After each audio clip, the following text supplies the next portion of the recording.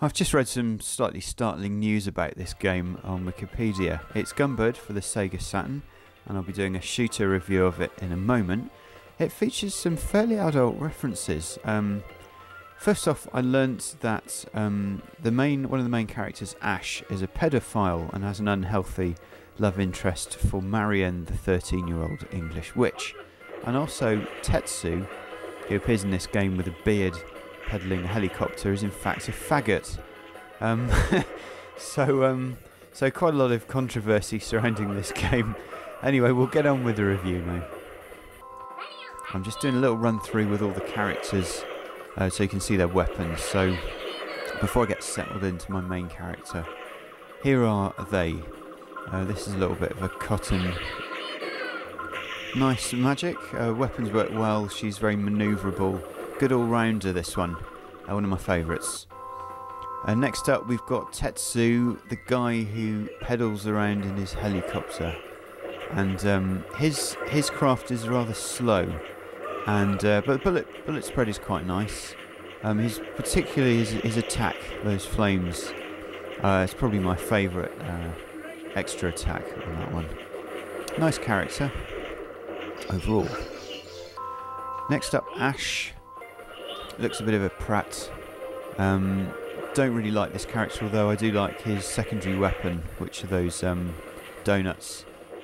He's the fastest moving around the screen, this one, so actually, to start off with, he's probably the best character. And his smart bomb is a rather nice sort of nuke explosion. And here my favourite, Yuang Nang. She's a sort of filthy temptress who goes along on a cloud holding a long spear. Anyway, she's pretty hot, so I'll be showing more of her later. Her attack is basically some Vulcan bullets and a few swords. Anyway, it doesn't really matter what character you're choosing, as long as you enjoy yourself. It's a pretty nice game. It's a vertical scroller. You can rotate the controls, so I'm playing this on tape mode on its side. You've basically got a very nice little game. It's quite well known. It's not one of the rare ones. I'd recommend it because it's got most of the elements that you look for in a Saturn shooter. It's got a bit of parallax, some nice animations, some nice bosses, nice characters, and it's good. The purpose of the first 4 levels is to find 4 pieces of the mirror, and then when you've got them, a map is revealed for the remaining locations. The first 4 levels are not easy, but they're also not too difficult either, so you should be able to get through all of them. You have got infinite continues, but like all Psikyo games, after about level 3, when you hit continue, you go back to the beginning of the level.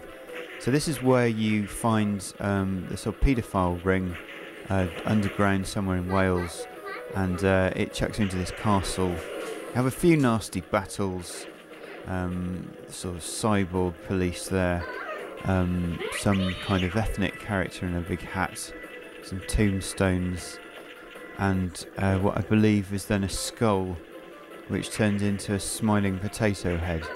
So you've got quite a lot of battles on the last level, and I didn't get through them all, so I can't show you the completion sequence, and I don't know whether it loops around again.